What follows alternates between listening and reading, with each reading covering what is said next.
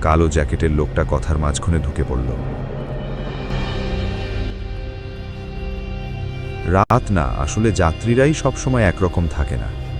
বয়স্ক লোকটা হালকা হেসে বলল, কেউ কেউ ঠিক জায়গায় নামে না। আমি শুনছিলাম, কিন্তু বুঝতে পারছিলাম না ওরা ইশারা করে কি বলতে চাইছে। ট্রেন একটা ছোট স্টেশনের কাছে এসে গতি কমালো, কিন্তু থামল না। প্ল্যাটফর্ম অন্ধকার। হঠাৎ কামরার লাইট একবার ঝিলমিল করল। কয়েক সেকেন্ড অন্ধকার। ওই অন্ধকারে জানালার কাঁচে নিজের প্রতিফলনের পাশে আরেকটা অবয়ব দেখেছি বলে মনে হলো। আলো জ্বলতেই দেখি কালো জ্যাকেটের লোকটা ঠিক আমার পেছনে দাঁড়িয়ে। সে কখন দরজা ছেড়ে এখানে এলো বুঝতে পারিনি।